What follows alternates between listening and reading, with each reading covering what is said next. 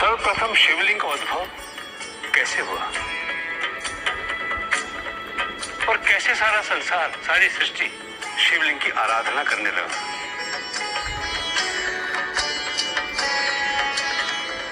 ये घटना उस समय की है जब सृष्टि की उत्पत्ति नहीं हुई थी। ग्रह, नक्षत्र, धरती, पंचतत्व, किसी का कोई अस्तित्व नहीं था। केवल शून्य था, महाशून्य।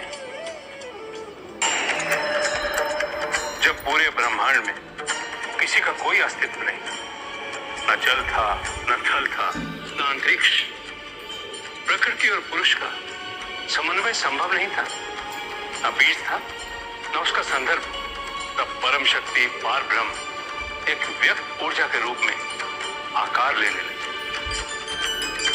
और भगवान विष्णु की नाभि से ब्रह्मा का जन्म।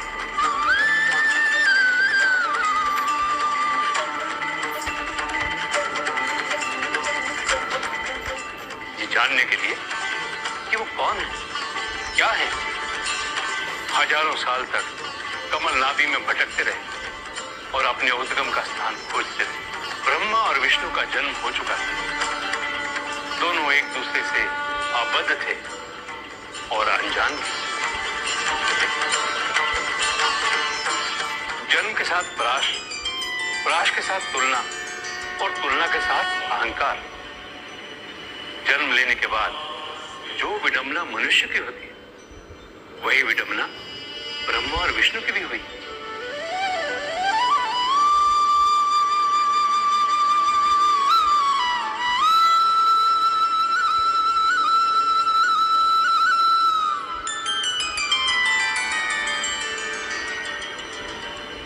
हजारों वर्ष भटकता रहा था, अकेले, स्वयं के अतिरिक्त किसी दूसरे को खोजता रहा था। चलिए, कोई तो मिला जो मेरे बाद उत्पन्न हुआ, जिससे मेरा परिचय हुआ।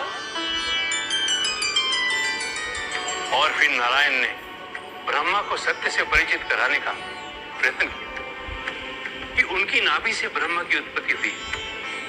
लेकिन ब्रह्मदेव मानने को तैयार नहीं थे।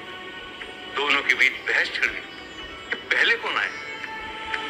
आखिर ये फैसला करता कौन कि उन दोनों के बीच श्रेष्ठ कौन है, या फिर उनके अतिरिक्त भी कोई श्रेष्ठ है।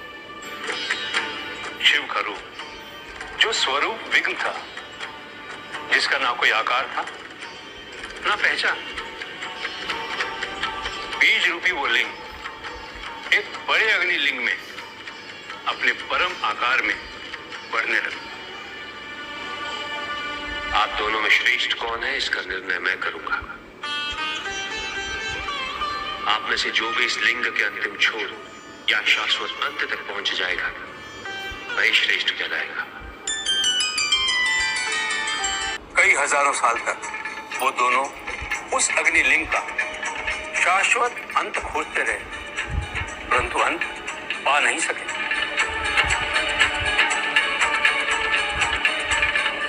इसका कोई अंत नहीं, ये अनंत ज्ञान की तरह है।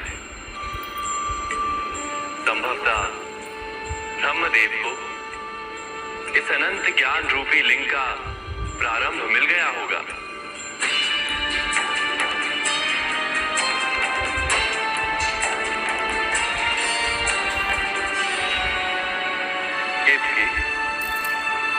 यही अंत है? नहीं ब्रह्मदेव, मुझे ज्ञात है, मैं ही सर्वश्रेष्ठ हूँ, मैं ही प्रथम हूँ। इस अनंत छोर को मुझे खोजने की क्या आवश्यकता है? मैं तो स्वयं अनंत हूँ। केतकी, तुम मेरे प्रिय पुष्प होगे, सर्वश्रेष्ठ पुष्प, किंतु तुम्हें मेरा एक कार्य करना है। जो आज्ञा ब्रह्मदेव। ब्रह्मदेव, संभवतः आपने इस अग्नि स्तंभ का प्रारंभ पा लिया होगा। केतकी का फूल इसका प्रमाण है। असत्य है ये।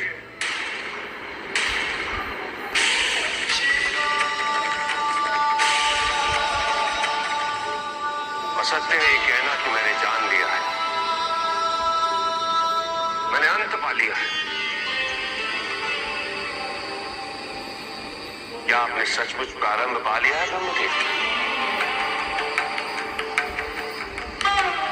सत्य इससे आप जान सकते हैं। ब्रह्मदेव सत्य कह रहे हैं।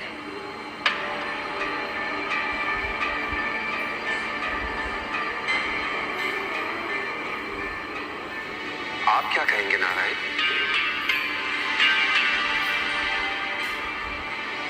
जो अनंत है, जिसका कोई अंत नहीं,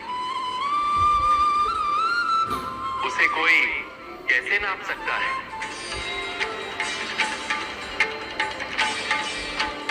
ये अग्नि स्तंभ तो ज्ञान की भांति है, जिसका ना कोई अंत है और ना ही प्रारंभ।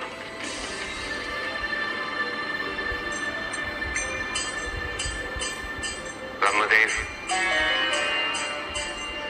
आप दोनों का जन्म इसी अग्निस्तंभ से हुआ है,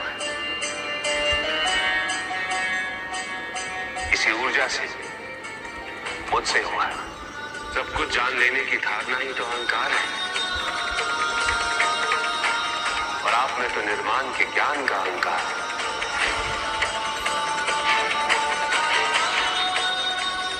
आप सृष्टिकर्ता तो होंगे, लेकिन आपके इस अहंकार के कारण आप कभी पूजे नहीं जाएंगे।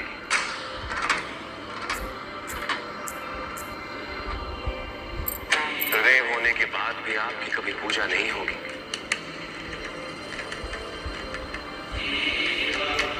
और केतकी के ये फूल मेरी पूजा में वर्जित होंगे।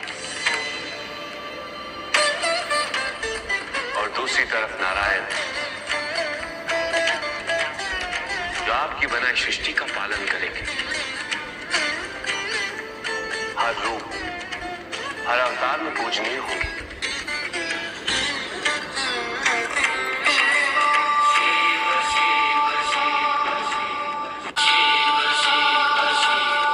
मैं क्षमा चाहता हूं आदिनाथ,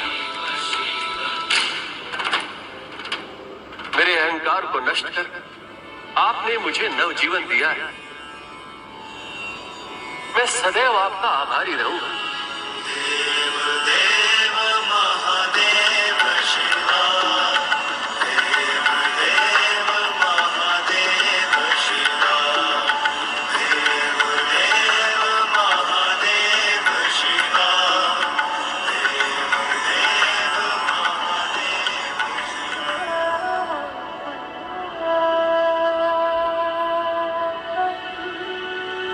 अब तो आप समझ गई होंगी कि ब्रह्मा, विष्णु और महेश तीनों एक ही हैं।